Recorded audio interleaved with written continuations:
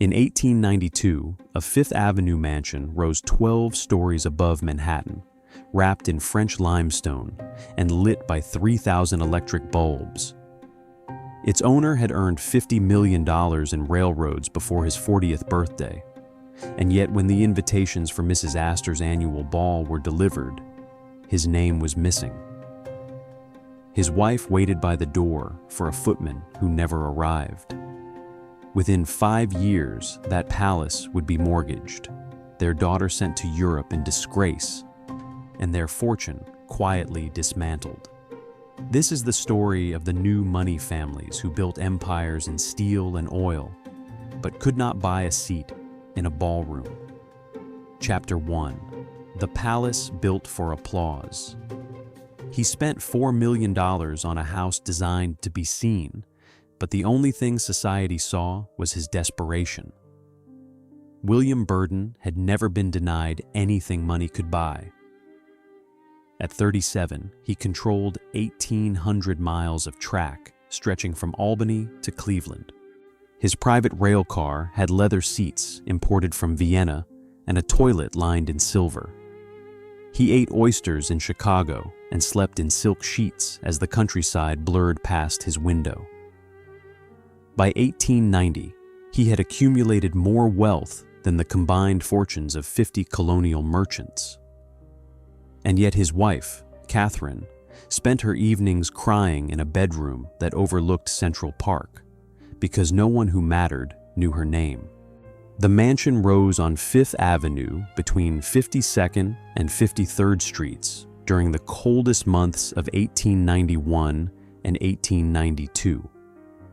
Catherine had chosen the location herself, pacing the sidewalk in a fur coat, while contractors argued about foundation depth.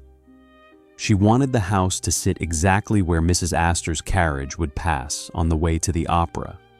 She wanted every window to gleam. She wanted people to stop and stare and ask who lived inside. The architect was French. The limestone came from quarries outside Paris. 12 stories climbed toward a sky that seemed perpetually gray with coal smoke and ambition. Inside, there were 42 rooms, 11 bathrooms, and a ballroom large enough to hold 300 guests. The ceilings were painted with scenes from mythology. The floors were inlaid with walnut and ebony in geometric patterns that took craftsmen 7 months to complete. Every door handle was cast in bronze. Every window was framed in silk curtains that had been woven in Lyon and shipped across the Atlantic in wooden crates marked fragile. 3,000 electric bulbs illuminated the facade at night, making the mansion glow like a theater against the darkness. It was the first fully electrified private residence north of 42nd Street. Pedestrians gathered on the opposite sidewalk to watch the lights flicker on at dusk. Newspapers sent photographers. The New York Herald called it a palace. The Tribune called it a monument to industry. But the women who controlled the guest lists called it nothing at all, because they never mentioned it in conversation. Catherine believed the house would be her passport. If she built something beautiful enough, grand enough, impossible to ignore, then surely the doors of society would open. She imagined hosting a Christmas gala with champagne fountains and orchestras playing Strauss. She imagined Mrs. Astor standing in her ballroom, a gloved hand resting on the marble mantelpiece, nodding with approval. She imagined her daughter, Margaret, dancing with the sons of old Knickerbocker families under chandeliers that cast rainbows across the polished floor. William indulged her fantasies because he believed in the logic of capitalism. Everything had a price. A Senate seat could be purchased with campaign contributions. A favorable newspaper article cost the price of advertising revenue, and surely a place in the social register could be acquired with enough marble and enough lights and enough champagne. He had bought railroads. He had bought politicians. He would buy his wife a ballroom, and the right people would come. But they did not understand the rules of the game they were playing. In the world of Mrs. Astor and Ward McAllister, wealth was common. What mattered was lineage, manners, and the invisible codes that separated those who belonged from those who merely wished they did. The Burdens had money, but they had worked for it. William's father had been a freight clerk. Catherine's mother had taken in sewing. They had climbed from the middle class on the strength of risk and rail stock, and every syllable they spoke betrayed their origins. The mansion was finished in October of 1892. Catherine stood in the empty ballroom and wept with joy. The chandeliers sparkled. The mirrors reflected infinite versions of her silhouette. She could already hear the music, the laughter, the sound of her name being spoken with respect. William hired a staff of 23, including a French chef, 2 footmen, and a butler who had once worked for the Vanderbilts. He ordered champagne from Reims and caviar from Russia. He had invitations printed on cream-colored cardstock with their names embossed in gold. And then they waited. Catherine checked the mail every morning, searching for the heavy envelope with Mrs. Astor's seal. Weeks passed. The winter social season began. Balls were announced in the society pages. Names were published in neat columns. The Astors, the Livingstons, the Schermerhorns. The Burdens were never mentioned. Catherine told herself it was an oversight. Perhaps the invitations had been lost in the mail. Perhaps Mrs. Astor's secretary had made an error. She sent flowers. She made donations to charities that Mrs. Astor supported. She attended the opera and sat in a box 3 tiers below where the real families gathered, hoping someone would glance down and see her diamonds and wonder who she was. No one wondered. No one looked. The silence was absolute. By December, Catherine stopped pretending. The ballroom remained empty. The chef prepared elaborate dinners for an audience of 2. The electric lights blazed every night, but no carriages stopped outside. The mansion had become a mausoleum for a dream that had died before it could breathe. Chapter 2: The Night the Invitations Never Came. On the evening that defined their future, the carriage waited outside for a party they were never invited to attend. January 15th, 1893, Mrs. Astor's annual ball, the event that organized the social universe of New York into those who mattered and those who did not. For 3 weeks, the city's newspapers had speculated about the guest list. The ballroom at 355th Avenue could hold 400 people, and Mrs. Astor, with the help of her majordomo Ward McAllister, had decided that this number represented the absolute limit of civilized society. Anyone worth knowing could fit inside that room. Everyone else was irrelevant. Catherine Burden spent the day in a state of suspended hope. She had heard nothing official, but perhaps the invitation had been delayed. Perhaps it would arrive by special messenger. She dressed in a gown of ivory silk with a bodice embroidered in seed pearls. Her maid spent 2 hours arranging her hair. She wore diamonds at her throat and sapphires on her wrists. She looked by any objective measure like someone who belonged. At 7 o'clock, the carriage was brought around. The driver wore new livery. The horses had been brushed until their coats gleamed. Catherine descended the front steps with William beside her, both of them pretending they had somewhere to go. They climbed into the carriage and sat in silence as the wheels turned south on 5th Avenue. They did not have an invitation. They were performing a fantasy. Catherine had convinced herself that if they simply arrived at Mrs. Astor's door, dressed appropriately and armed with enough confidence, they would be admitted. Mistakes happened. Lists were revised. Surely no one would turn them away in front of witnesses. The carriage stopped 2 blocks from the Astor mansion. Through the windows, Catherine could see light pouring from every window. She could hear music, faint and elegant. Footmen in white gloves stood at the entrance, checking names against a handwritten list. Carriages lined the street, depositing women in furs and men in silk top hats. Everyone moved with the ease of people who knew they were expected. Catherine reached for the door handle. William caught her wrist. He said nothing, but his expression told her everything. If they walked to that door and were refused entry, the humiliation would be reported in every newspaper by morning. If they were admitted out of pity, it would be worse. Pity was the currency of the defeated.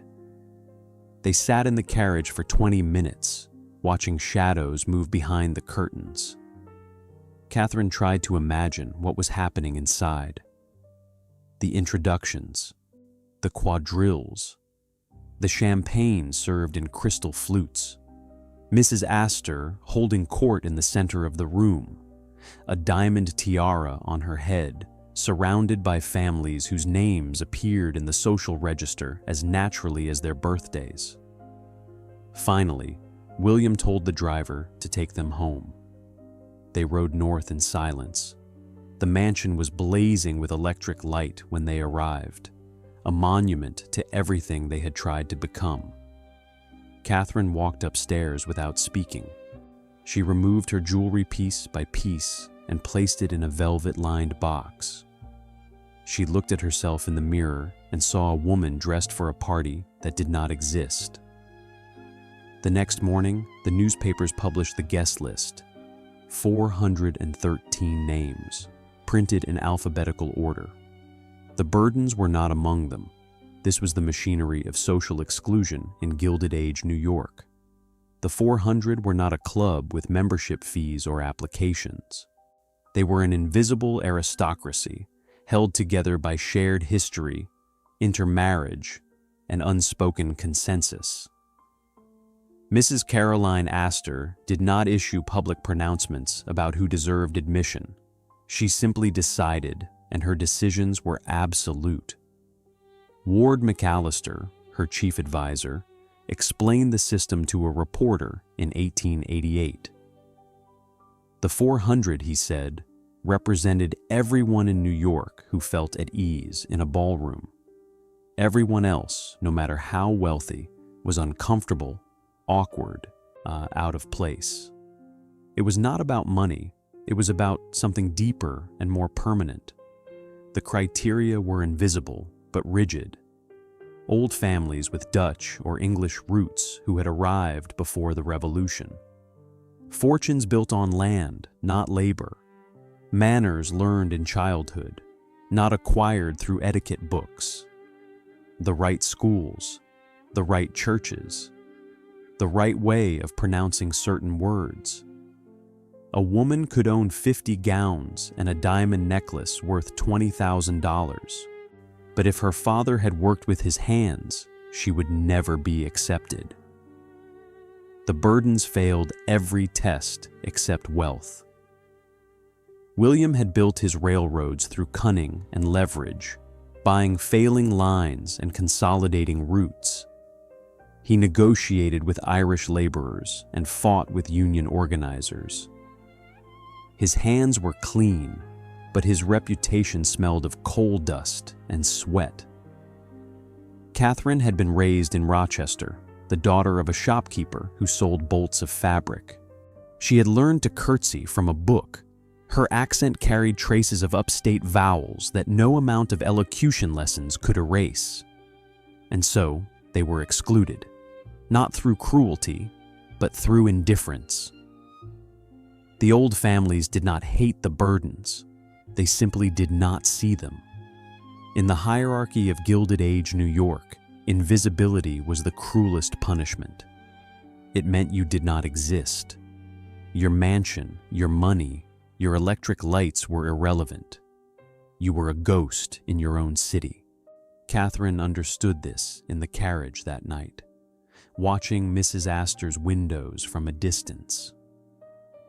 The realization settled over her like frost. She would never belong.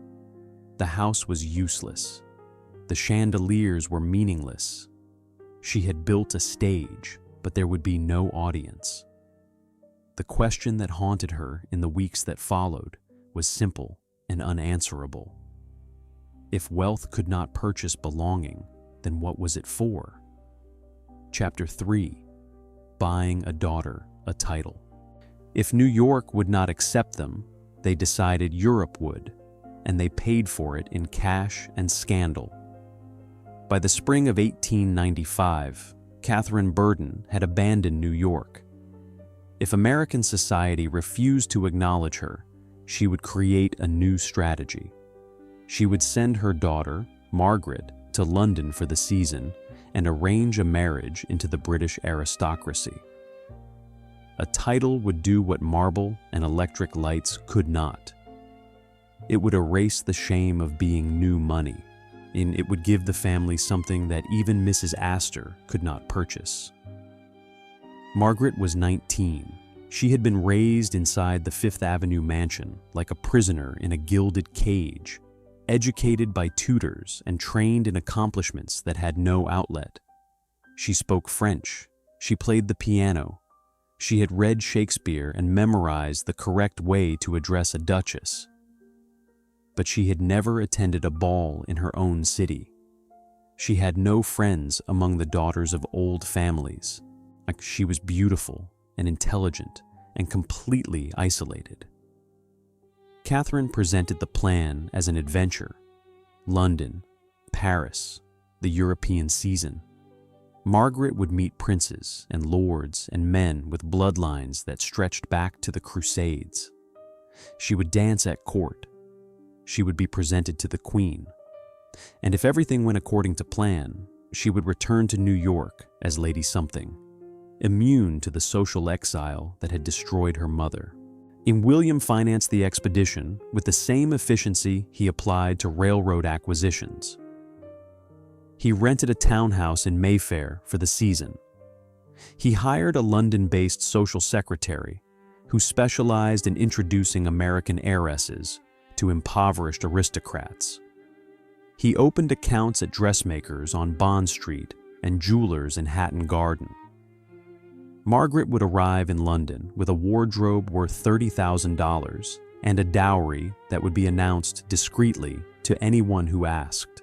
The amount was $1 million. In 1895, that sum could feed 5,000 factory families for a year. A laborer in New York earned an average of $500 annually, working 12-hour days in conditions that broke bodies and minds. Margaret's dowry represented 2,000 years of labor for a single man. It was an obscene amount of money, and it was exactly what the English aristocracy wanted. The transaction was never described in such crude terms, of course. Matchmakers and social secretaries used words like alliance and suitability and mutual advantage. But everyone understood the arithmetic. British lords had estates and titles, but no cash. American heiresses had cash, but no status. The exchange was simple: money for legitimacy, dollars for respect. Margaret sailed for England in April of 1895 aboard the Cunard liner Campania. She traveled with her mother, 2 maids, and 11 steamer trunks containing gowns, furs, and jewelry selected to dazzle a continent. Catherine kept a notebook where she recorded every detail of the journey, as if documenting evidence for a trial. The gray Atlantic, the first glimpse of the Irish coast, the train to London, The townhouse on Charles Street, with its narrow rooms and coal fireplaces that barely heated the air. The London season was a military campaign. Margaret attended 73 events in 12 weeks. Garden parties, music halls, dinners where 20 courses were served on gold-rimmed china. She curtsied to dowagers and smiled at younger sons and danced with men whose names appeared in Debrett's peerage. Catherine watched from the margins, coaching her daughter in whispers, correcting her posture, reminding her to laugh at the right moments. By June, 3 men had expressed interest. One was the younger son of a Scottish earl, charming but penniless. Another was a baronet with an estate in Yorkshire and debts that exceeded £15,000. The third was Viscount Ashford, 32 years old, heir to a crumbling manor house in Gloucestershire, and a title that dated to the 17th century. Viscount Ashford needed money desperately. His father had gambled away the family fortune on horses and bad investments.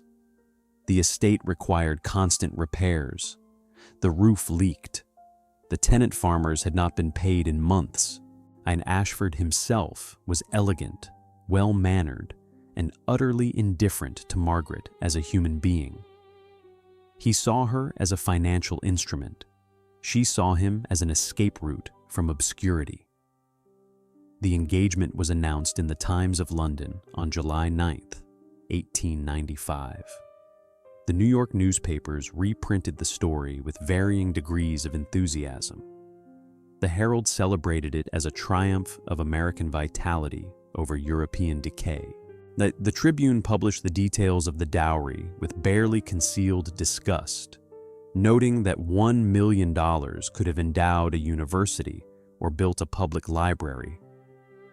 The society pages, controlled by the old families, mentioned the engagement in a single sentence at the bottom of a column, as if it were a minor transaction unworthy of attention. Catherine did not care. She had achieved her goal. Margaret would be a viscountess. The Burden name would be linked to British nobility. When they returned to New York, no one would be able to ignore them. A title was a key that opened every door. The wedding was planned for September at St. George's Church in Hanover Square. Catherine ordered a gown from Worth in Paris, ivory satin with a train 12 feet long and a veil embroidered with silver thread. The guest list included 200 people, most of whom Margaret had met only once. Viscount Ashford's family attended out of duty, their expressions carefully neutral. They were selling their son, and everyone in the church knew it. The ceremony lasted 30 minutes. Margaret spoke her vows in a clear voice that betrayed nothing. Ashford slipped a gold ring onto her finger, inherited from his grandmother, the last piece of family jewelry that had not been sold. They walked down the aisle to the sound of an organ playing Mendelssohn, and Catherine Burden wept with something that resembled joy. But joy was the wrong word. What she felt was relief, or relief that the plan had worked, relief that the $1 million had purchased what it was supposed to, relief that, for once, someone had said yes. The reception was held at Claridge's. Champagne flowed. Guests ate lobster and strawberries and cakes shaped like swans. Toasts were made to happiness and prosperity and the uniting of 2 great nations. No one mentioned that the groom looked bored and the bride looked numb. No one mentioned that this was a business deal dressed in lace. By October, Margaret and Viscount Ashford were living in Gloucestershire in a house that smelled of mildew and old fires. The $1 million dowry was being used to repair the roof and pay the debts and keep the estate from collapsing entirely. Margaret wrote letters to her mother describing the countryside, the rain, the cold that seeped into her bones. she did not mention whether she was happy. Catherine chose to believe silence meant contentment. Back in New York, yet the Burdens waited for the validation they had purchased. Surely now, with a viscountess in the family, Mrs. Astor would reconsider. Surely now the invitations would arrive. Catherine redecorated the ballroom and hired new staff and prepared for the season with renewed hope. The house glowed with 3,000 electric bulbs. The champagne was chilling. The musicians were rehearsing, but the invitations still did not come. A title in England meant nothing to the families who controlled Fifth Avenue. The Burdens had traded $1 million for a name that sounded impressive in newspapers, but carried no weight in the only ballroom that mattered.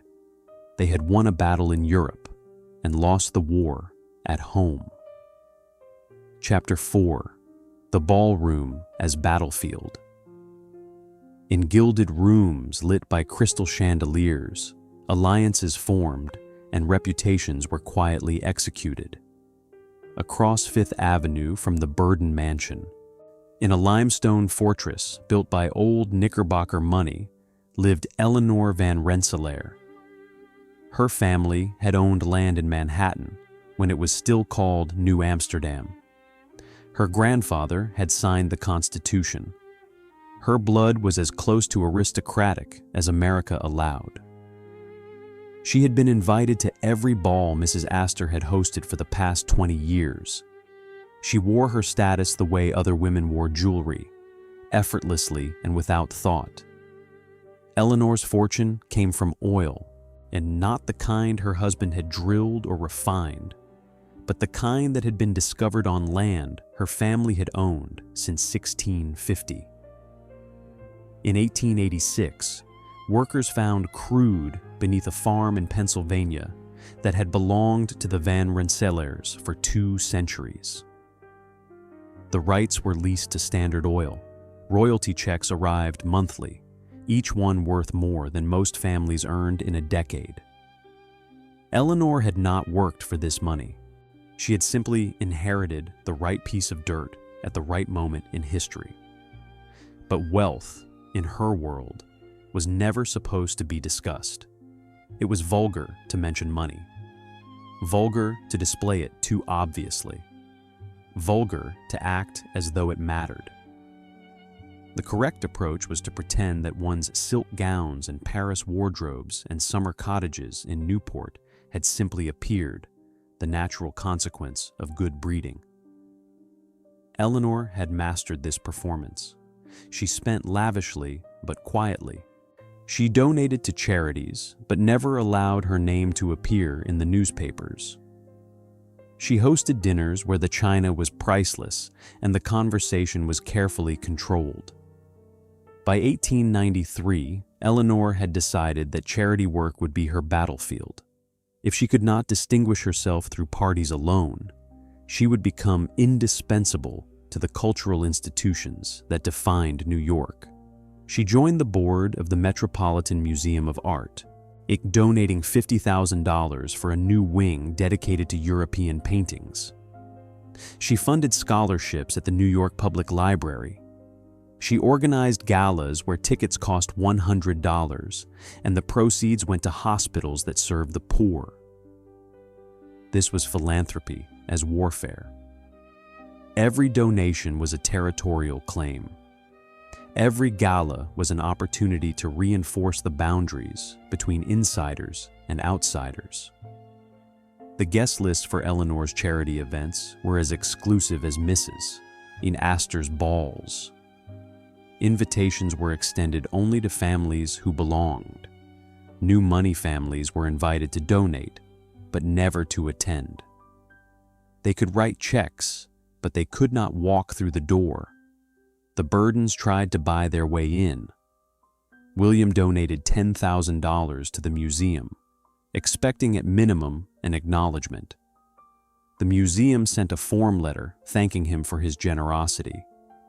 His name was not added to the donor wall. Catherine purchased an entire table at Eleanor's hospital gala, paying $800 for seats she would never occupy. The tickets were accepted. A thank you note arrived on heavy cardstock. But the Burdens were not invited to the event itself. Their money was welcome. They were not. This was the genius of the system. Old money families had learned to monetize exclusion. They created institutions that required wealth to sustain, but were controlled by bloodline. Museums needed donors. Hospitals needed funding. Opera houses needed patrons. But the boards that governed these institutions were closed circles, passed down through families like inheritances. You could give $1 million to the Met, but if your grandfather had not attended Yale and your mother was not a Livingston or a Stuyvesant, you would never sit on the board. Eleanor van Rensselaer understood this instinctively. She had been raised to see society as a fortress under siege. The new money families were barbarians at the gate, armed with checkbooks and crude ambition. They threatened the old order not through violence, but through numbers. For every old family, there were 10 new fortunes rising from railroads, steel, oil, finance. If the gates were opened, even slightly, the flood would be uncontrollable. Standards would erode. Bloodlines would be diluted. The aristocracy, such as it was, would cease to exist. And so, the gates remained closed. The old families formed alliances through marriage, binding their children to cousins and second cousins to keep the wealth concentrated. They controlled access to schools, clubs, churches. They decided who was mentioned in the society pages and who was ignored. They rewarded loyalty and punished ambition. The system was not written down anywhere, but everyone who mattered understood the rules. The clash between old and new money played out in drawing rooms and on dance floors, in polite refusals and calculated snubs. At a Metropolitan Opera opening in 1894, Eleanor van Rensselaer arrived in a gown of black velvet with a diamond necklace that had belonged to her grandmother. She took her seat in a box on the grand tier, surrounded by women whose families had owned Manhattan when it was farmland. 2 tiers below, Catherine Burden sat in a rented box, wearing sapphires and a gown from Paris. She looked up at the grand tier, hoping for eye contact, a nod, in any acknowledgement that she existed. Eleanor looked past her as if she were invisible. This was how wars were fought in ballrooms, not with weapons, but with silence, not with proclamations, but with absence. The cruelest violence was indifference. By 1895, Eleanor had consolidated her position as one of the gatekeepers of New York society. She sat on 4 charitable boards. She advised Mrs. Astor on guest lists. She was mentioned in the society pages weekly, always in terms that suggested her presence was as natural and inevitable as the changing seasons. She had married well, a Harvard-educated banker whose family had controlled shipping interests since the 18th century. She had produced 2 sons who would inherit everything and continue the dynasty. She had done everything correctly. But correctness, Eleanor was beginning to understand, was not the same as happiness. Her husband spent most evenings at his club. Her sons were away at boarding school. The mansion felt empty despite the servants. The charity work was fulfilling in theory, but exhausting in practice. She sat through meetings where men twice her age explained things she already understood. She smiled at donors whose money smelled of factories and slaughterhouses. She performed graciousness until her face ached. And in private moments, when she allowed herself to think dangerous thoughts, Eleanor wondered what she had won. She had defended the gates. She had kept the new money families at a distance. She had preserved the world her grandparents had built. But what did that world contain, besides rules and silence and the slow erosion of everything that had once seemed permanent? She looked across Fifth Avenue at the Burden Mansion with its 3,000 electric lights and wondered, just for a moment, what it felt like to want something desperately enough to build a palace for it. Eleanor had never wanted anything she did not already have. She had been born into certainty. The Burdens had been born into hunger. And hunger, she thought, might be a kind of freedom. But the thought passed quickly. She had work to do, a gala to organize, a guest list to approve, a fortress to defend. Chapter 5. When Newspapers Turned Cruel. By 1897, gossip columns had become weapons sharper than any court summons. The transformation of journalism into spectacle began quietly, almost accidentally, in the offices of William Randolph Hearst's New York Journal. Hearst had purchased the paper in 1895 for $180,000 and immediately declared war on respectability. He wanted readers, millions of them, and he understood that the path to mass circulation was not through careful reporting, but through sensation, scandal, and the surgical exposure of private humiliation.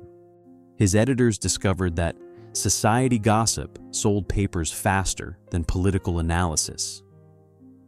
Readers loved reading about the failures of the wealthy. Every stumble, every social rejection, every embarrassing detail of a new money family's desperate climb provided entertainment for people whose lives contained no ballrooms or mansions. The more specific the humiliation, the higher the sales. By 1897, the journal was printing 900,000 copies daily, more than any newspaper in America. Advertising revenue exceeded $2 million annually. Gossip had become an industry. The Burdens were ideal targets. They were wealthy enough to be interesting, but powerless enough to be mocked without consequence. Catherine's attempts to enter society were documented with the precision of a military campaign and the tone of a farce. Columnists described her gowns in excruciating detail, in noting when the fabric was too shiny, or the bodice was cut too low, or the jewelry was too large. They quoted her mangled French. They described her accent as grating, her laugh as too loud, her manners as rehearsed and artificial. One column, published in March of 1897, detailed Catherine's attempt to host a musical at the Fifth Avenue mansion. She had hired a soprano from the Metropolitan Opera to perform arias in the ballroom. Invitations had been sent to 200 people. 17 attended, most of them relatives or business associates of William who came out of obligation. The columnist described the scene with savage glee: the empty chairs, the soprano singing to near silence, Catherine standing by the door in a gown of crimson silk, smiling with a desperation that bordered on madness.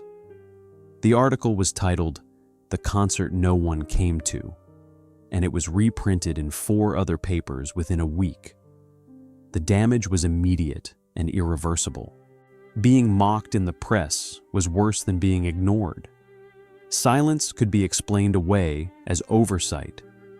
Public ridicule was a permanent stain. Every subsequent attempt Catherine made to enter society was filtered through the lens of that article. She became a joke. The woman who built a palace no one visited. The woman who sang to empty chairs. William tried to respond the way he responded to all threats, with money. He purchased advertising space in the journal, in hoping to pressure Hearst into softening the coverage. It backfired. The next gossip column mentioned the advertising deal explicitly, noting that even William Burden's railroad fortune could not buy him dignity. The mockery intensified. The caricatures were worse than the words. In 1898, the journal began publishing illustrated society gossip, cartoons that exaggerated features and amplified humiliation. Catherine appeared in several drawings, always depicted with an oversized hat and a desperate expression, standing outside a closed door or peering through a window at a party she could not attend. The caricatures were cruel and effective. Readers recognized her. Strangers pointed and whispered when she walked down Fifth Avenue. She became famous for being rejected. But Catherine was not the only victim of the new journalism.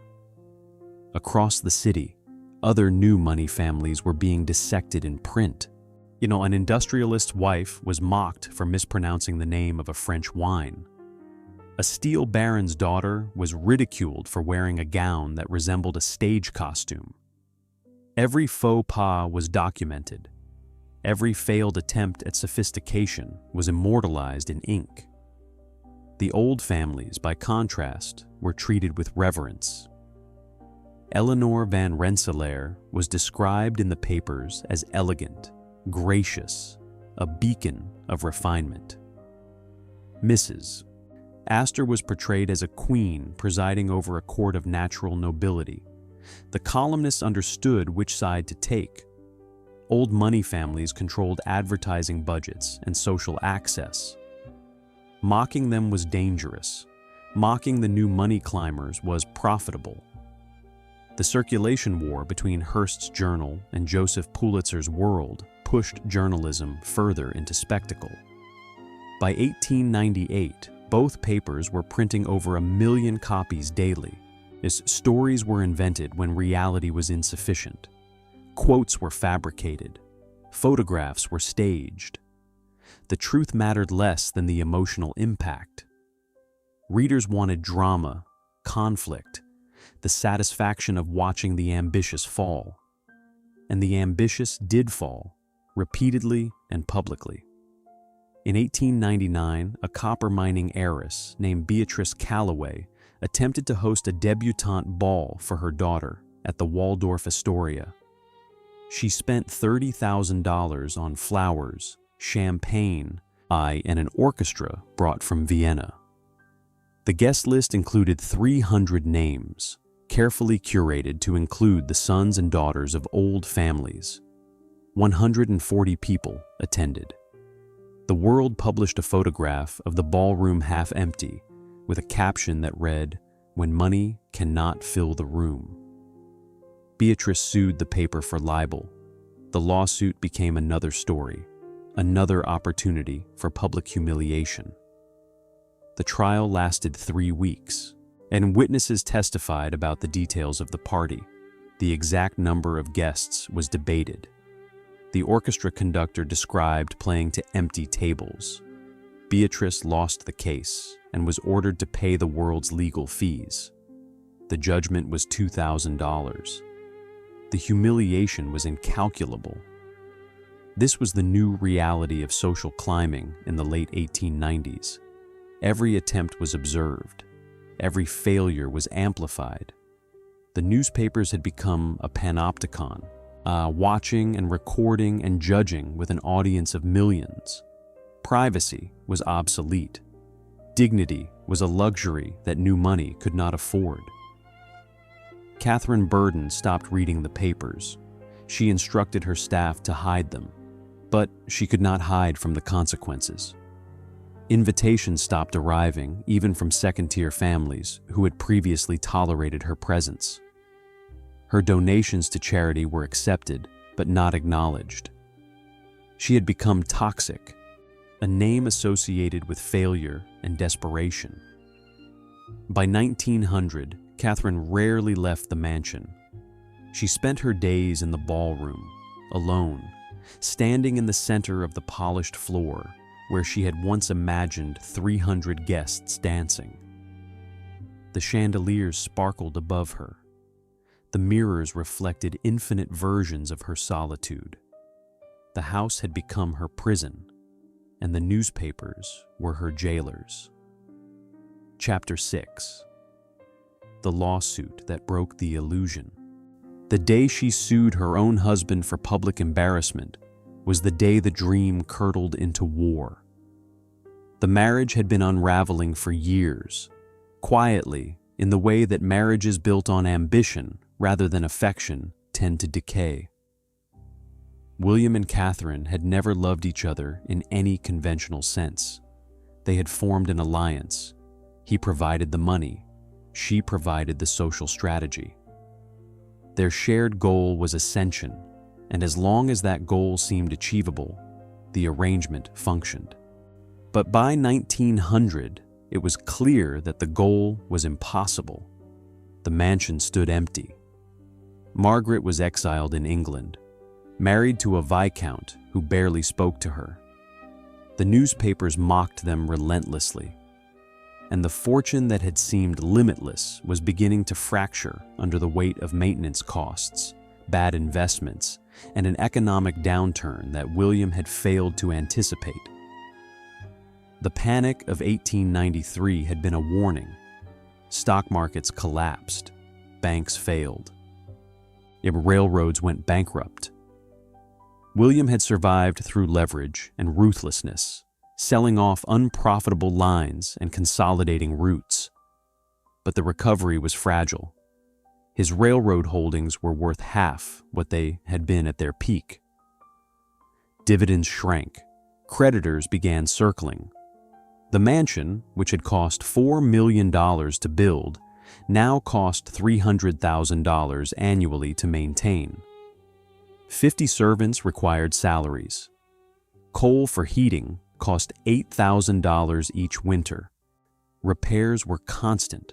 The electric lighting system required a full-time engineer. Catherine did not understand finance, but she understood that money was disappearing. William had stopped giving her unlimited access to his accounts. He questioned her expenditures. He refused to fund another trip to Europe. When she asked for money to redecorate the drawing room, he told her they could not afford it. The words felt like a betrayal. In April of 1901, Catherine discovered that William had mortgaged the mansion without telling her. The amount was $800,000, borrowed from a private bank at 7% interest. The loan was secured against the property itself. If William defaulted, they would lose the house. She confronted him in his study, a wood-paneled room where he spent most evenings now, drinking whiskey and reviewing ledgers. She demanded to know why he had hidden the mortgage. He told her the truth with a bluntness that felt like violence. They were nearly broke. The railroad dividends had collapsed. The mansion was unsellable at any price that would cover the debt. The only reason they still lived there was because the bank had not yet foreclosed. Catherine absorbed this information in stages. First came disbelief, then rage, then a cold, calculated fury that surprised even her.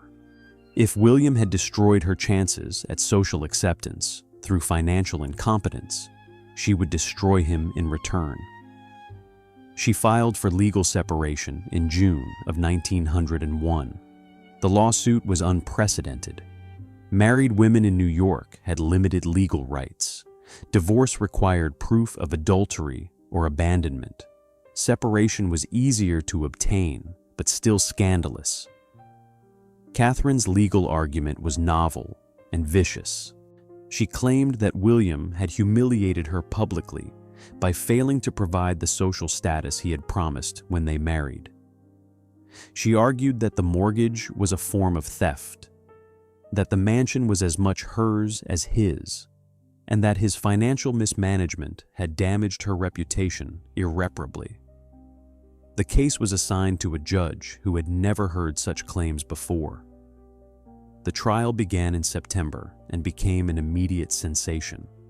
Newspapers sent reporters to the courtroom daily. Every detail was transcribed and published. Catherine testified for 6 hours, describing her attempts to enter society, the rejections, the mockery, the endless humiliation. She wept on the witness stand. She read aloud from letters she had written to Margaret, letters filled with loneliness and desperation. William's lawyers argued that Catherine had no legal standing. A wife could not sue her husband for emotional damages. The marriage contract did not include a guarantee of social acceptance. The mortgage was a business decision that William had every right to make. They portrayed Catherine as hysterical, greedy, delusional. But the testimony revealed financial details that shocked even the reporters. The railroad holdings were worth $12 million, down from a peak of $30 million in 1890. The mansion was appraised at $2.8 million, but no buyer could be found at that price. The mortgage payments were $60,000 annually. William's liquid assets totaled less than $400,000. The fortune was collapsing. Other debts emerged during the trial. William owed $200,000 to investors in a failed railway venture. He had borrowed against his stock holdings. He had sold family jewelry without telling Catherine. The man who had earned $50 million before his 40th birthday was now, at 53, teetering on the edge of insolvency. The trial lasted 7 weeks. The judge ruled in Catherine's favor on a technicality, granting her a legal separation and awarding her an annual stipend of $20,000 to be paid from William's remaining assets. The ruling was narrow and unsatisfying. Catherine had won the case but lost the war. The separation made her a public scandal. Old families whispered that she was grasping and vindictive. New families saw her as a cautionary tale. No one invited her anywhere.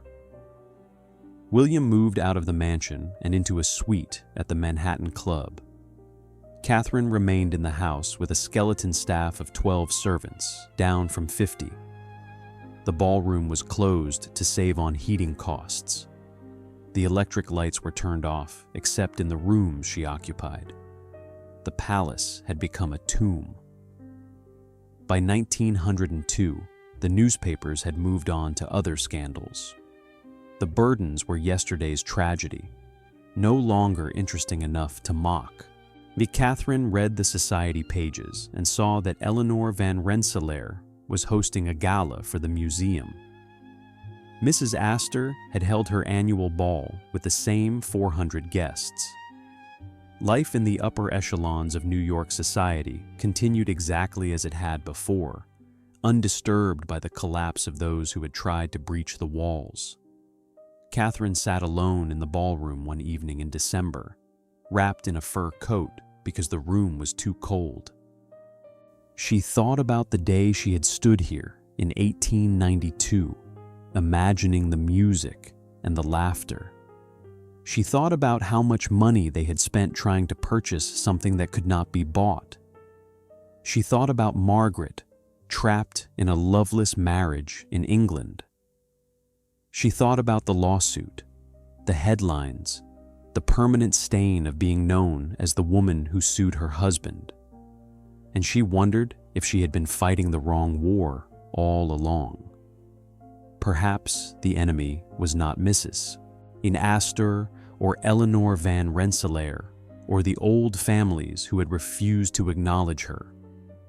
Perhaps the enemy was the belief that belonging mattered, that acceptance was worth any price, that a seat in a ballroom could fill the void inside her. But it was too late for such thoughts. The damage was done. The fortune was gone. The dream was dead. Chapter 7. The house too expensive to heat.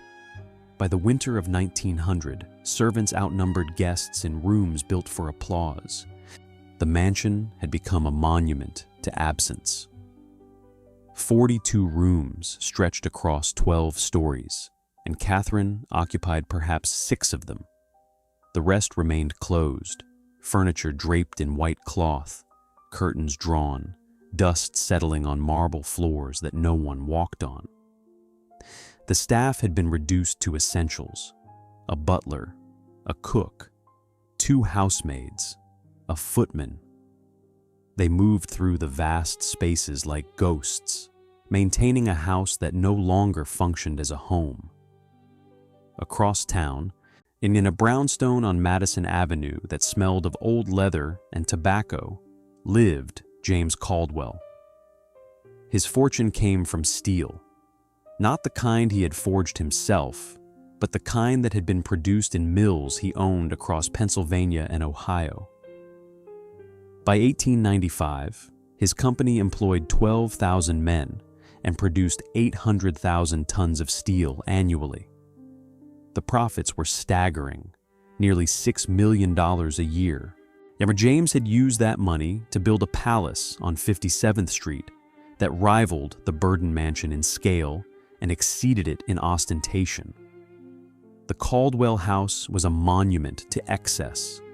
16 bathrooms, a 2-story conservatory filled with orchids imported from Brazil, a ballroom with a ceiling painted to resemble the Sistine Chapel, an aesthetic choice so garish that even William Burden had privately mocked it. The house required a permanent staff of 52 people, a head butler, 2 sous butlers, 8 footmen, 12 housemaids, 6 kitchen staff, groundskeepers, laundresses, a full-time electrician to maintain the lighting system, a plumber on retainer. The annual operating cost was $420,000. This figure included salaries, coal, food, repairs, and the endless replacement of things that wore out or broke. Carpets that faded, draperies that frayed, light bulbs that burned out by the dozen. The house consumed money the way it consumed coal, constantly and without regard for efficiency. James had built the palace in 1894 at the peak of his wealth and confidence.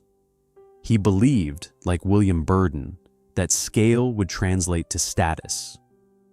If the house was large enough, impressive enough, impossible to ignore, then surely Mrs. Astor would take notice.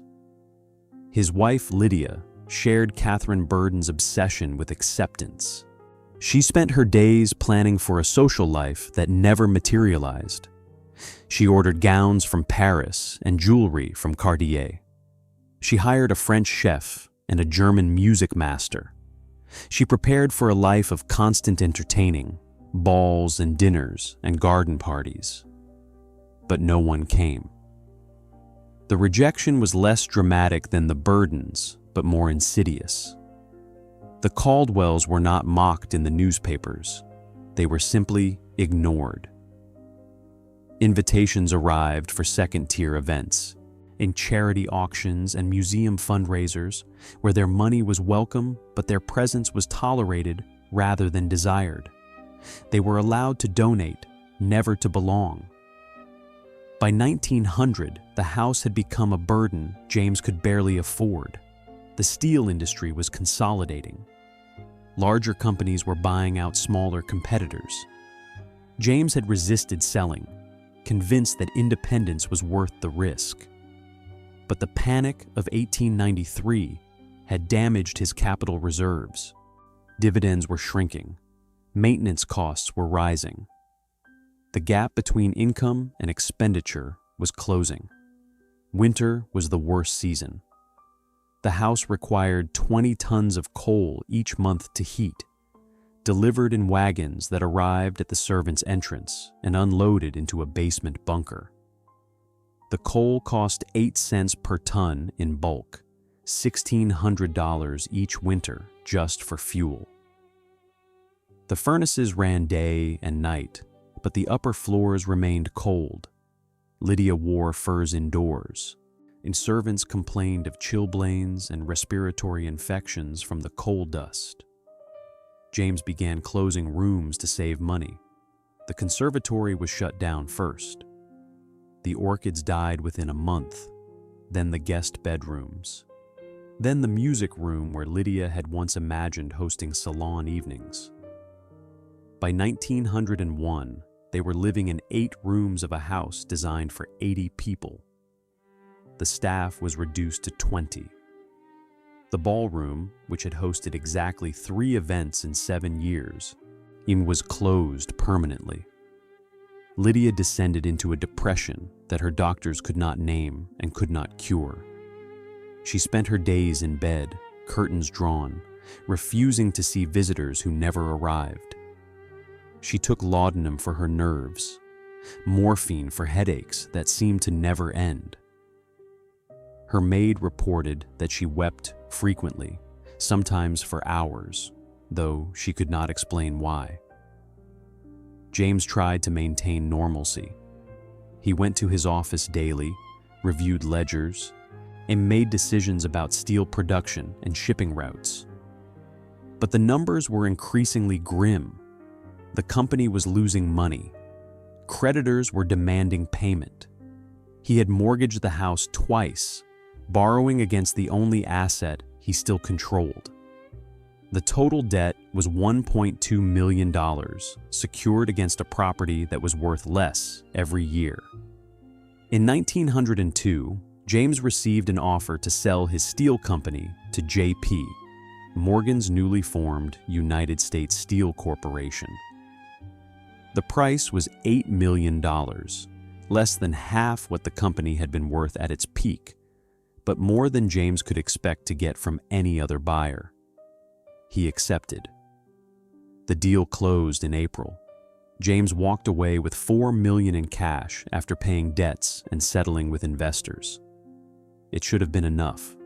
$4 million was more money than most people could imagine. But the house consumed it with terrifying speed.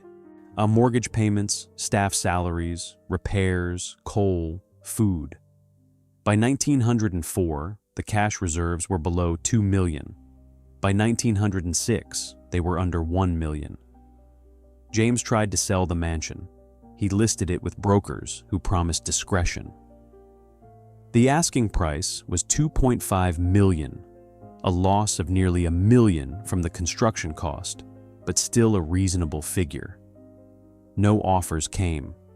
The market for oversized private palaces had collapsed. Wealthy families were building smaller, more manageable homes. The fashion was shifting toward restraint. A 16-bathroom house with a faux Sistine Chapel ceiling was not aspirational. It was absurd. The house sat empty, unsold, a monument to miscalculation.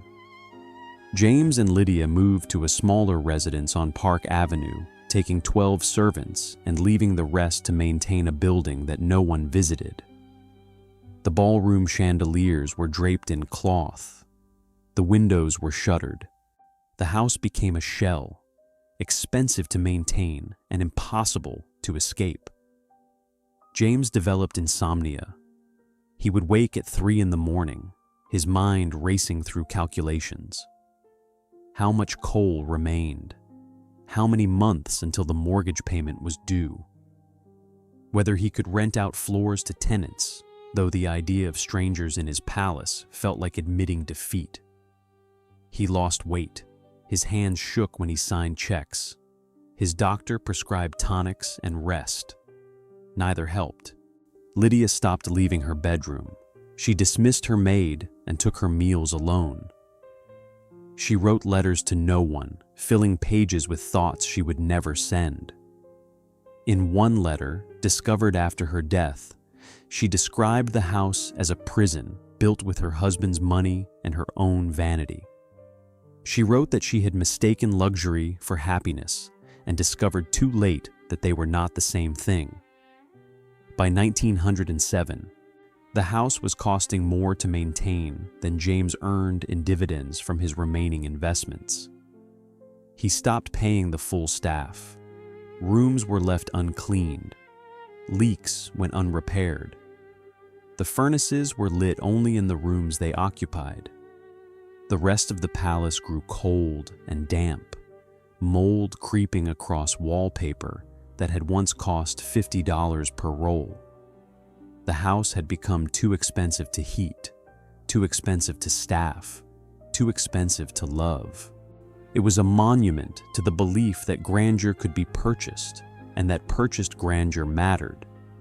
James had built a palace for applause, and the applause had never come. Now he was trapped inside his own monument, watching it decay around him, unable to escape and unwilling to let go. Chapter 8. Exile in plain sight. They still dined on silver, but society had already erased them from its memory. By 1905, the burdens had become invisible, not through death or departure, but through a process more subtle and more complete. Society had simply stopped acknowledging their existence. Newspapers no longer mentioned Catherine's name. The society pages, which once mocked her attempts at grandeur, now ignored her entirely. She had ceased to be interesting. She was neither successful enough to admire, nor failing dramatically enough to ridicule. She was nothing. Catherine remained in the Fifth Avenue mansion, living on the $20,000 annual stipend the court had awarded her. It was enough to maintain a skeleton staff and heat a few rooms, but not enough to restore the house to its original splendor. The ballroom remained closed. The electric lights were turned on only when absolutely necessary. She lived in 4 rooms on the second floor, surrounded by furniture that had once symbolized ambition and now represented only loss. William had moved to Newport, renting a cottage near the ocean where he spent his days walking along the cliffs and his evenings drinking whiskey alone. He had sold the last of his railroad holdings in 1903, converting his stake to cash before the final collapse. The sale netted him $2 million, enough to live comfortably, if modestly. But comfort was not what he had wanted. He had wanted power, recognition, a legacy. Instead, he had a bank account and a reputation as a man who had built an empire and then lost it through arrogance and miscalculation. Margaret remained in England, trapped in a marriage that had become intolerable. Viscount Ashford had spent the $1 million dowry repairing his estate and paying his father's debts, and now treated Margaret as an inconvenience. They lived in separate wings of the manor house. He took a mistress, a widow from the neighboring estate, and made no effort to hide the affair.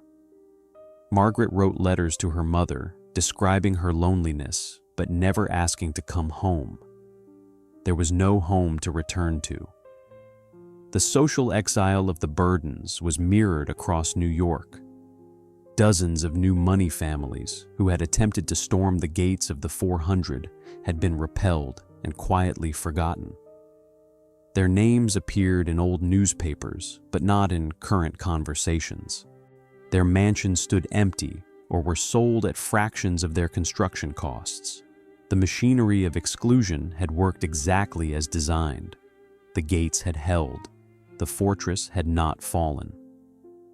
Eleanor van Rensselaer watched this process with a mixture of satisfaction and unease.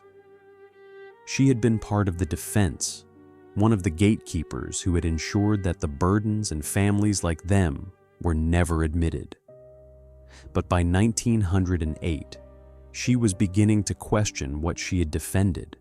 Though the 400 still existed, but they seemed smaller, less significant. The progressive era was rewriting the rules of wealth and power. Income taxes were being proposed. Antitrust legislation was breaking up monopolies. The old families still controlled Fifth Avenue, but Fifth Avenue no longer controlled America. Eleanor herself had aged in ways that surprised her. She was 52, her sons were grown, her husband was distant. She sat on the same charitable boards and attended the same parties, but the conversations felt hollow. Everyone discussed the same topics. The same names appeared in the same columns. Society had become a closed loop, feeding on itself, generating nothing new. In 1906, Eleanor attended a dinner at the Astor Mansion. Mrs. Astor, now in her 70s, presided over the table with the same regal bearing she had always possessed. But her eyes were clouded. She repeated stories. She called guests by the wrong names. The dynasty was aging, and no one was certain what would replace it. At that dinner, Eleanor sat next to a woman she barely knew, a philanthropist who had made her fortune in publishing. The woman asked Eleanor a question that stayed with her for months. She asked if Eleanor was happy. The question was so direct, so inappropriate by the standards of their world, that Eleanor did not know how to answer. She said yes, of course, out of reflex. But later, alone in her carriage, she wondered if the answer was true. Happiness had never been the goal. The goal had been maintenance, preservation, the continuation of a social order that her grandparents had built and her parents had defended. Eleanor had done her duty. She had married correctly. She had raised her children correctly. She had kept the gates closed. But she had never asked herself whether the gates were worth defending. Across town, in the mansion that no one visited, Catherine Burden had stopped asking such questions. She had descended into a kind of living death, present but not alive. She took morphine for pain that was more psychological than physical. She saw no one except her remaining servants. She wrote letters to Margaret that went unanswered. She spent hours in the ballroom, standing in the center of the empty floor, remembering the dream that had died there. By 1908, rumors began circulating that the mansion was haunted. Its servants reported hearing music late at night, orchestras playing in empty rooms. Neighbors claimed to see lights flickering in windows that should have been dark. The stories were nonsense, products of imagination and the human need to make meaning from decay. But they persisted. The mansion became known as the palace where dreams went to die, a phrase that appeared in a newspaper column and stuck. The truth was simpler and sadder. The house was not haunted by ghosts, but by the absence of life. It was a monument to misplaced hope, to the belief that belonging could be purchased and that wealth was the same as worth.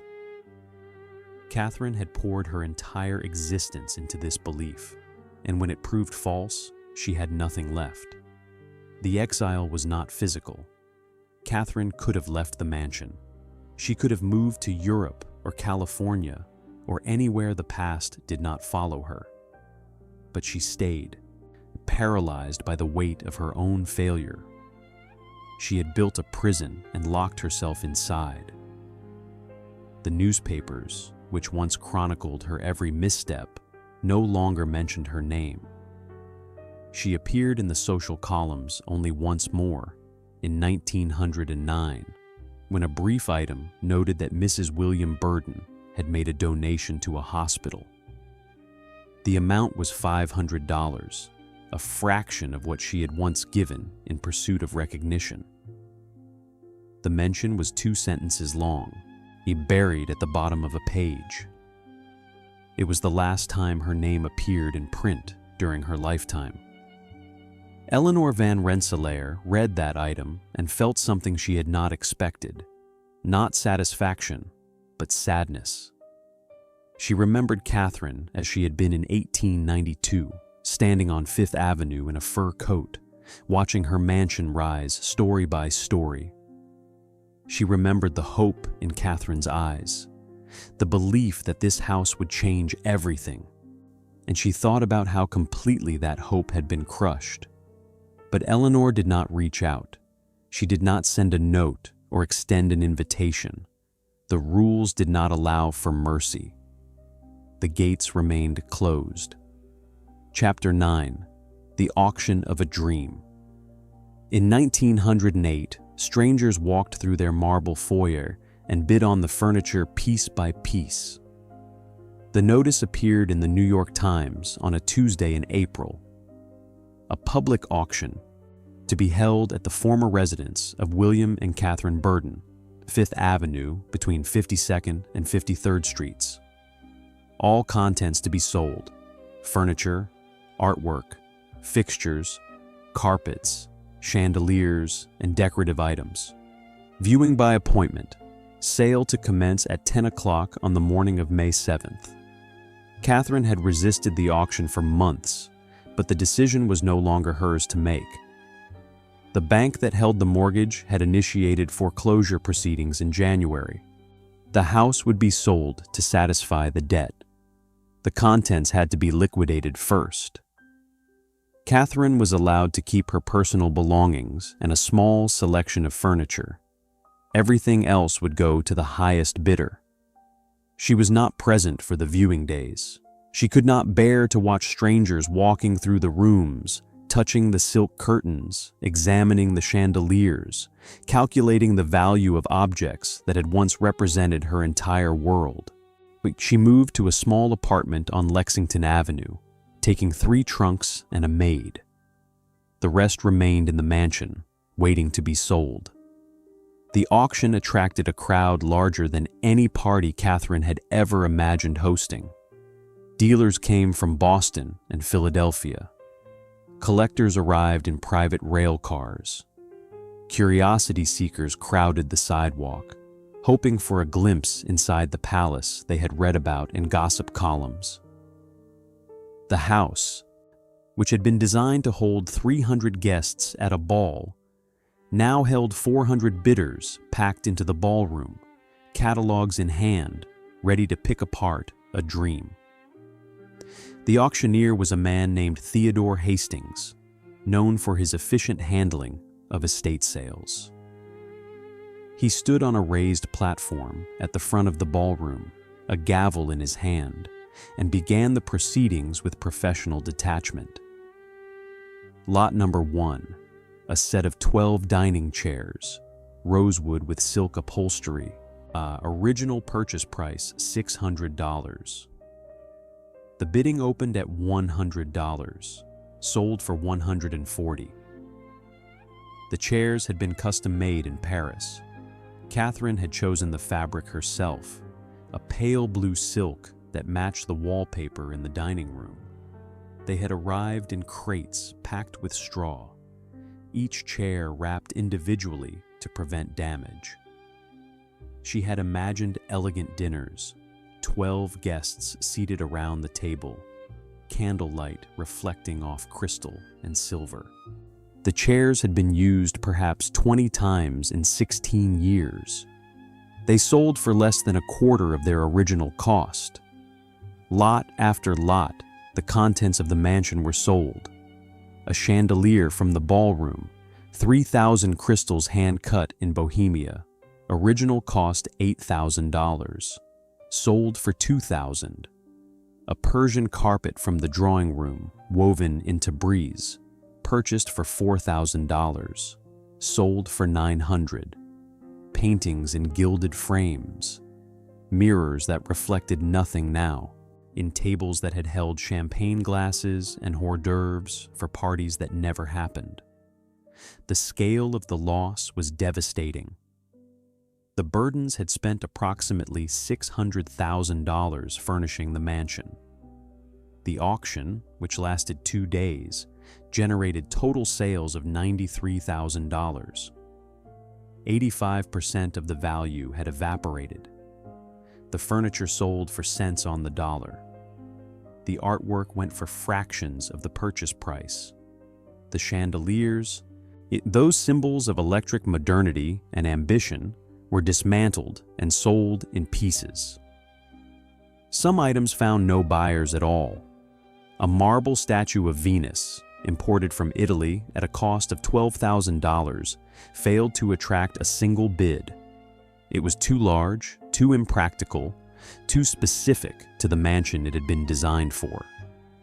The auctioneer withdrew it from the sale. The statue remained in the empty ballroom for weeks after the auction, a solitary figure in a space designed for crowds. The auction was attended by people Catherine had once hoped to impress. Eleanor van Rensselaer sent her secretary to purchase a small writing desk that had belonged in the library. The secretary paid $60 for a piece that had cost $250. Eleanor kept the desk in her own home for years, though she never mentioned where it had come from. It was a trophy, a quiet acknowledgement of victory.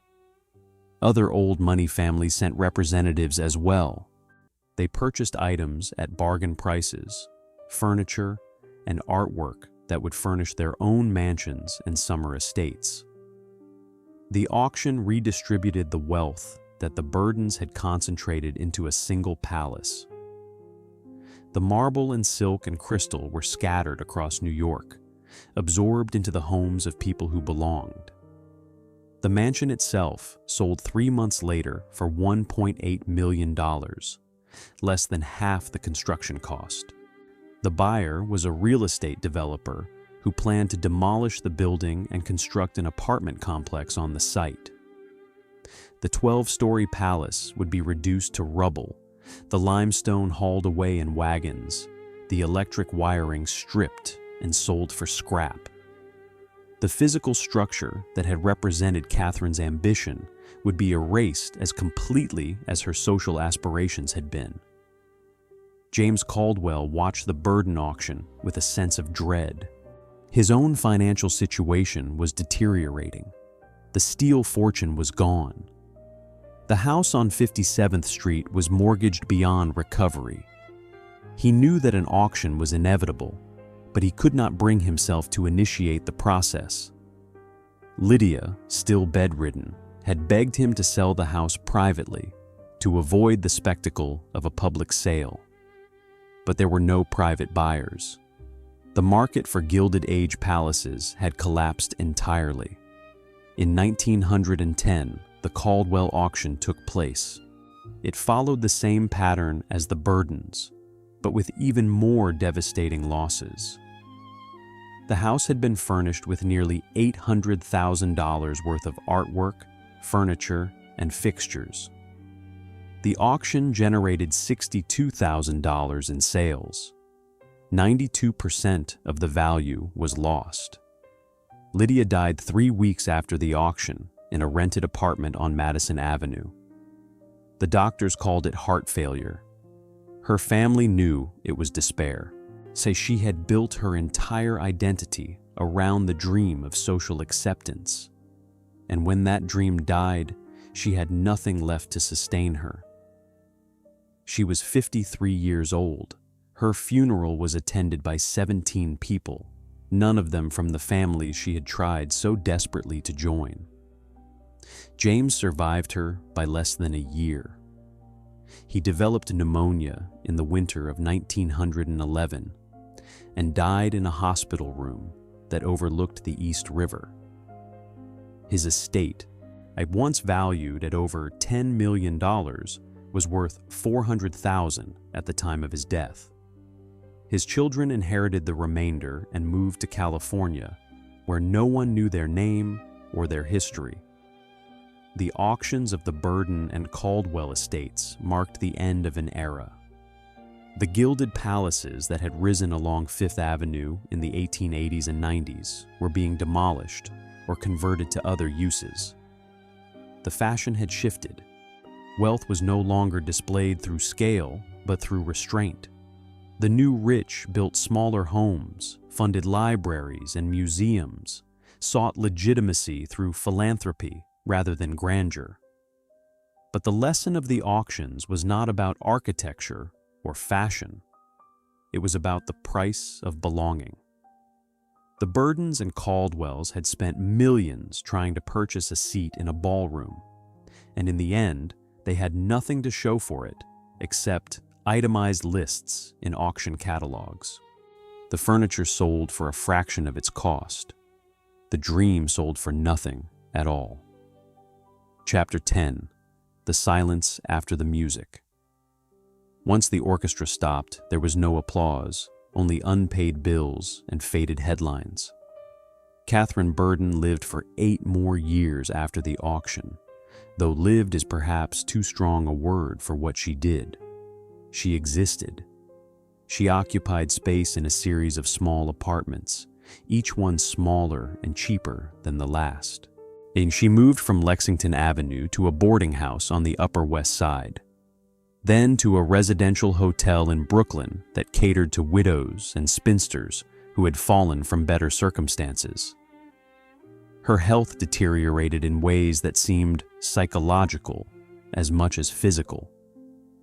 She suffered from headaches that no doctor could diagnose or treat. She lost weight until her clothes hung loose on her frame. She took morphine daily, prescribed for pain, but functioning as escape. The drug allowed her to sleep through entire afternoons, dreamless and numb. Margaret never returned from England. She wrote letters occasionally, brief and formal, describing the weather and the estate, and nothing of substance. She had produced 2 children, a son and a daughter, both of whom were being raised by nannies in the English tradition. Viscount Ashford had died in 1907, thrown from a horse during a hunt. Margaret inherited the title and the estate, which was still mortgaged and still crumbling.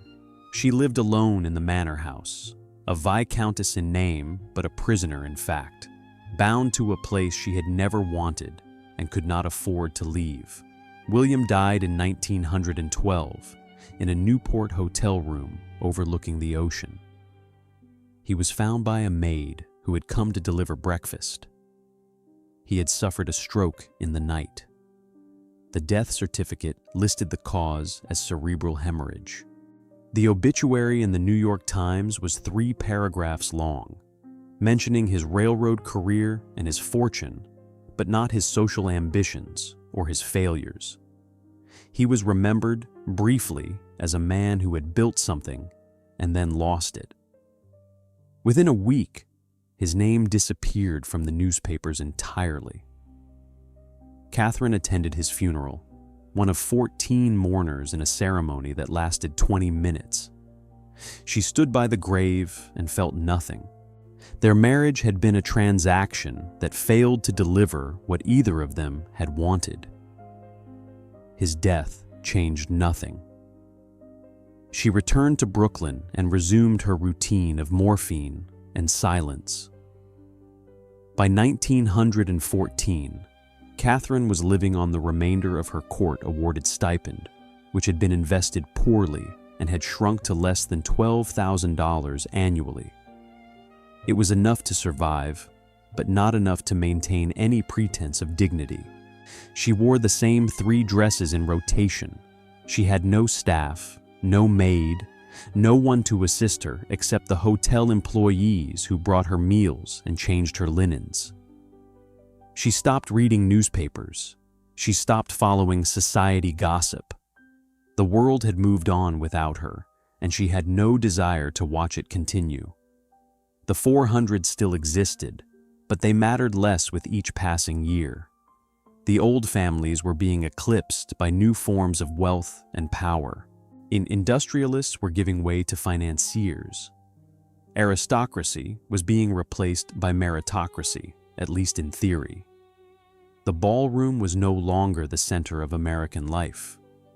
But Catherine did not live long enough to see this transformation complete itself.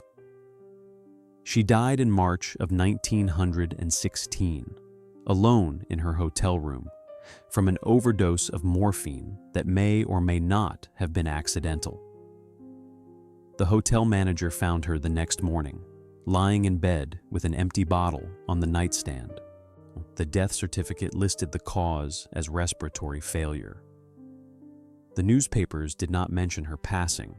She was buried next to William in a cemetery in Newport, a place neither of them had ever called home. The headstone was simple, paid for by Margaret, who did not attend the funeral. The inscription read, Catherine Lowell Burden, 1856 to 1916. No mention of the mansion, no mention of the dream, just a name and two dates that bracketed a life defined by longing and loss. Margaret herself died in 1923 in the manor house in Gloucestershire of influenza during the epidemic that swept Europe. Her children inherited the title and the estate and the debts. They sold the property in 1927, using the proceeds to pay mortgages and settle with creditors. The manor was converted to a school. The dowry that William Burden had paid to secure his daughter's title ultimately funded the education of children whose parents had never heard of the Burden name. James Caldwell's legacy ended even more abruptly. His children sold the remaining assets and moved west, changing their name to distance themselves from the scandal of the auctions and their father's collapse. They built modest lives in California, working in businesses they did not own, living in houses they could afford. Within a generation, the Caldwell fortune was forgotten. The psychological toll of social combat had been absolute.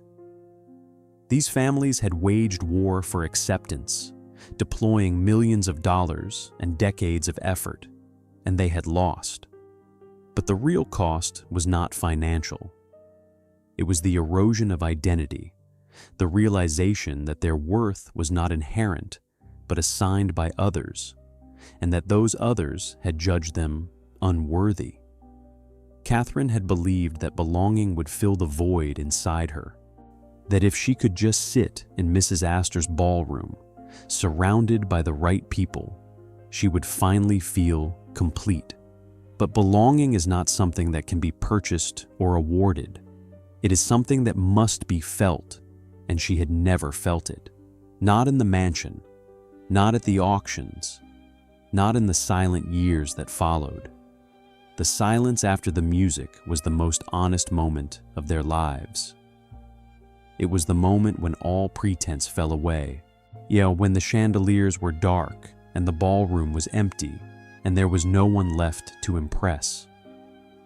In that silence, they were forced to confront the question they had been avoiding. Who were they when no one was watching? What did they want when applause was impossible? They never found answers. They died in hotels and boarding houses and foreign manors, surrounded by strangers or no one at all.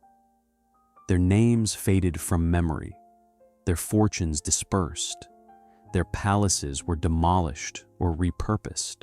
The silence swallowed them completely. Chapter 11. Old Money Wins the War. By 1915, the 400 had quietly rewritten history to exclude their challengers. The victory of the old families was not dramatic. There were no public declarations, no parades, no monuments to their triumph. They simply continued to exist, maintaining their grip on the institutions and social structures that defined New York's upper echelon. The new money families who had challenged them were gone, forgotten, erased from the narrative as if they had never existed. Eleanor Van Rensselaer was 62 in 1915.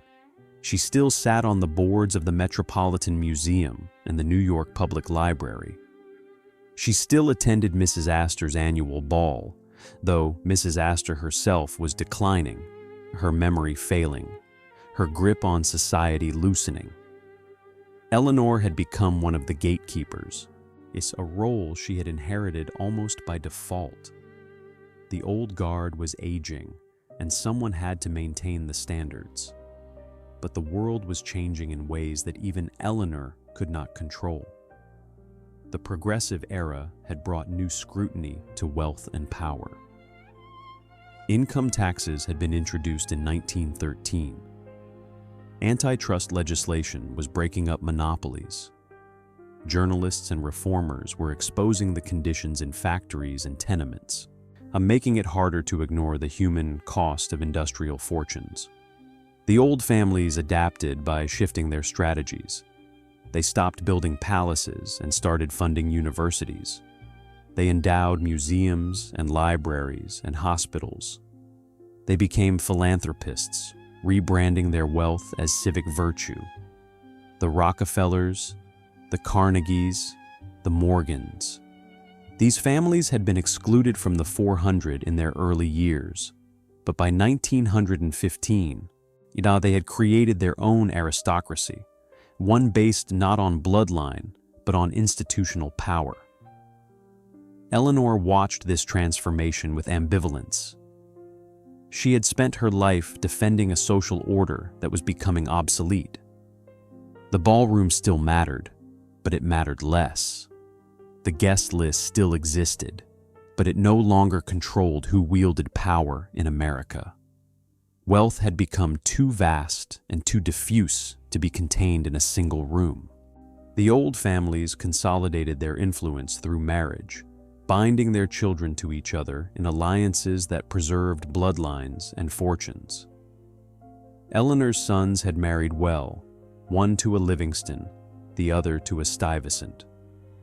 The grandchildren were being raised with the same values, the same codes, the same understanding of who they were and why they mattered. The cycle continued, but Eleanor could not shake the feeling that they were fighting a war they had already lost. The culture was changing. Jazz was replacing waltzes. Automobiles were replacing carriages. Women were demanding the vote. The rigid hierarchies that had defined the Gilded Age were eroding, and no amount of philanthropy or intermarriage could stop it. In 1918, Mrs. Astor died. Her funeral was attended by hundreds, a final gathering of the 400 and the families who had orbited them for decades. Eleanor sat in the front pew and watched the coffin being carried out of the church.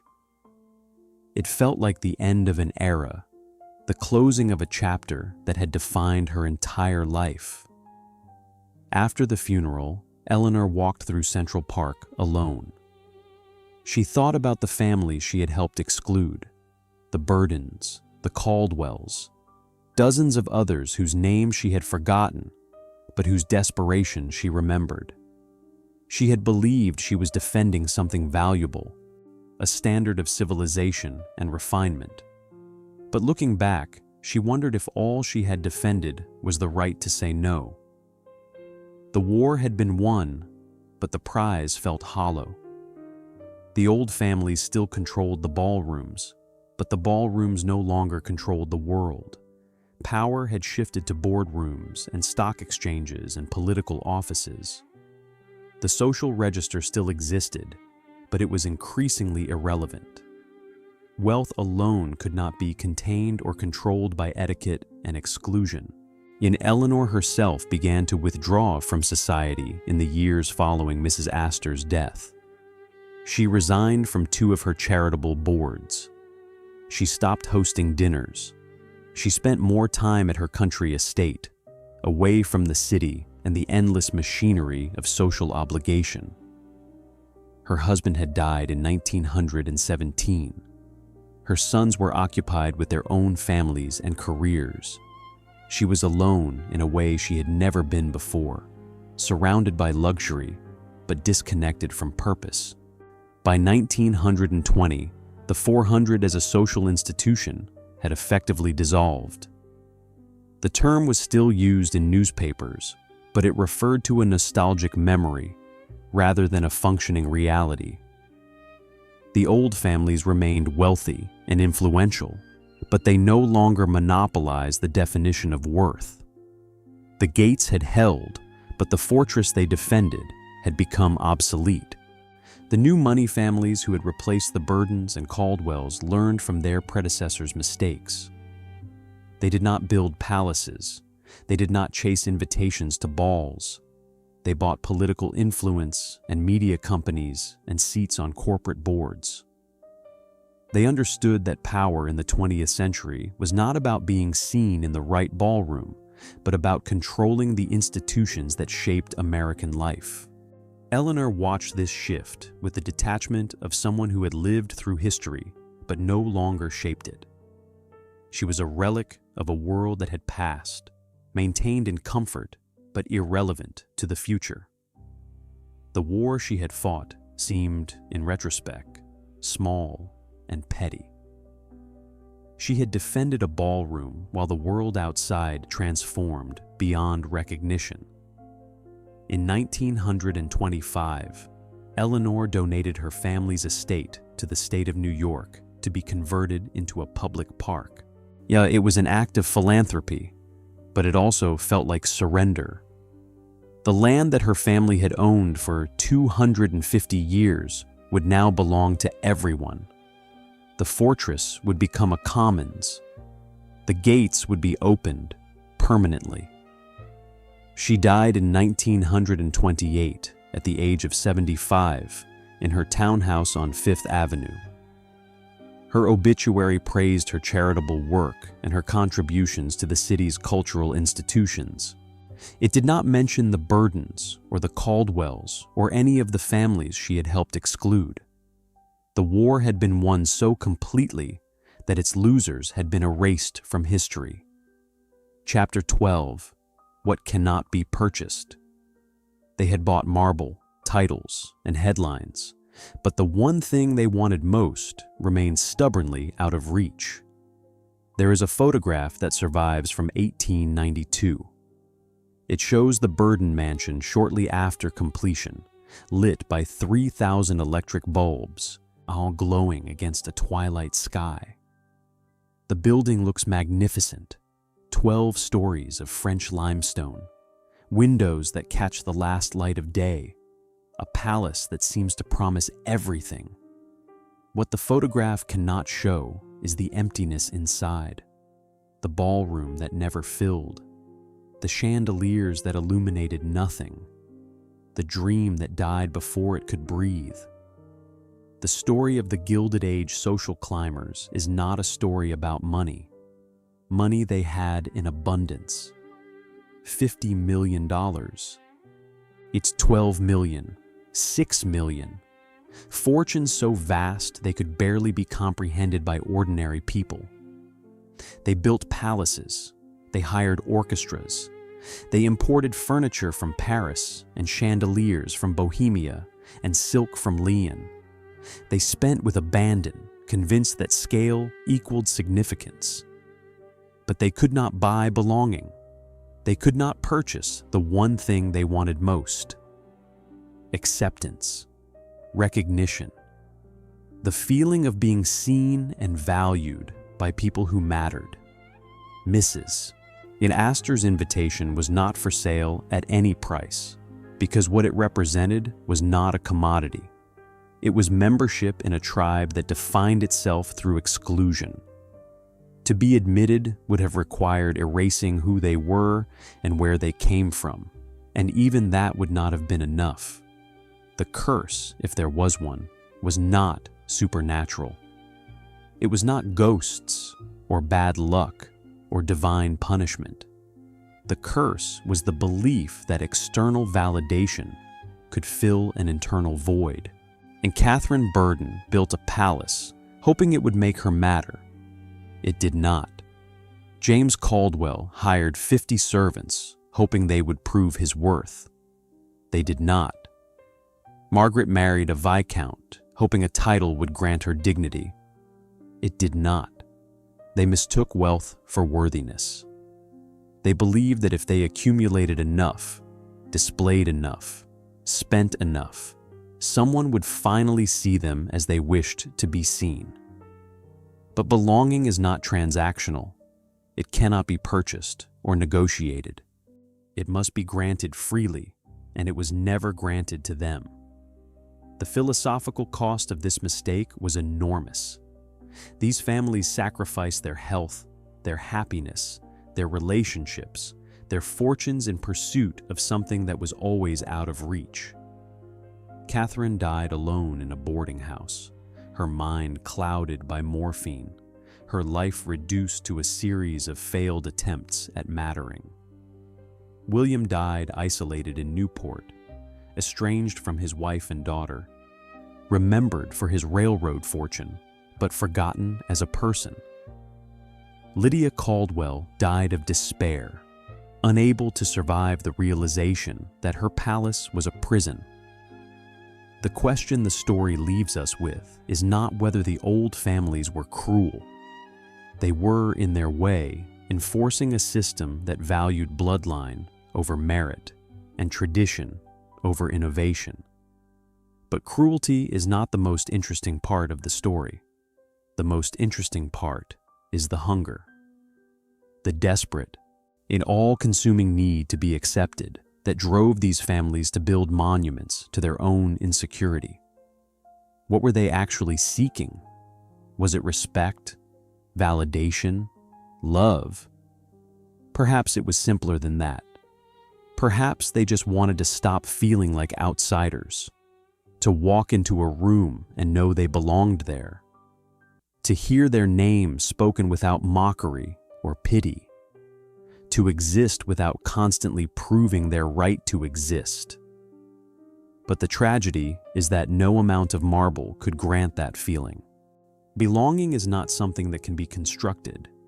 It is something that must be felt internally, independent of external acknowledgement.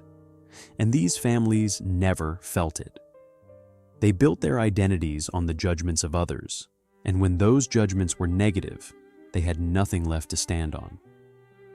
The old families won the war, but what did they win? The right to continue excluding people?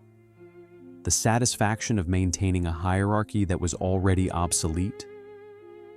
By 1920, the ballroom aristocracy they had defended was irrelevant. Power had shifted to new arenas. The gates they had guarded so jealously no longer protected anything that mattered.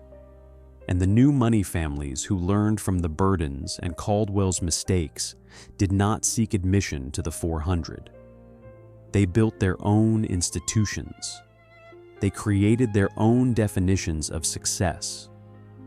They understood that the ballroom was not the center of the world, just a room where old people congratulated themselves for being born to the right parents. The story ends not with a revelation, but with a question. What would have happened if Catherine Burden had never built the mansion? If she had taken that $4 million and used it to fund schools or hospitals or libraries? If she had defined her worth through contribution rather than acceptance? Would she have died happier? Would her name be remembered with respect rather than pity? We cannot know. The past is fixed. The choices were made. The palaces were built and then demolished. The fortunes were spent and then lost. The families disappeared into history, leaving behind auction catalogs and faded photographs and stories that serve as warnings. But the hunger they felt is not unique to the Gilded Age. It is a human constant, the desire to belong, to matter, to be seen and valued. Every generation builds its own palaces, literal or metaphorical, and hoping that grandeur will translate to significance. And every generation learns the same lesson, that what cannot be purchased is often what we want most. That marble and titles and electric lights cannot fill the void inside us. That belonging begins not with an invitation, but with the acceptance of ourselves. The Burden Mansion was demolished in 1909. The site is now occupied by an office building, anonymous and unremarkable. The Caldwell House was torn down in 1912. A hotel stands in its place. The physical structures that represented these families' ambitions have been erased as completely as their reputations. But the question remains, haunting and unanswerable. What were they really building? What were they trying to prove? And if they had succeeded, if Mrs. Astor had finally sent that invitation, would it have been enough? The silence suggests the answer. No invitation would have been enough. No ballroom could have filled the emptiness. The tragedy was not that they were excluded. The tragedy was that they believed inclusion would save them, that a seat in a room full of strangers would somehow make them whole. They spent millions chasing a fantasy and died without ever catching it. The electric lights went dark. The orchestras stopped playing. The champagne went flat. And in the end, there was no applause, just silence, and the echo of a question that has no answer. What cannot be purchased is what we need most, and what we need most we must find within ourselves.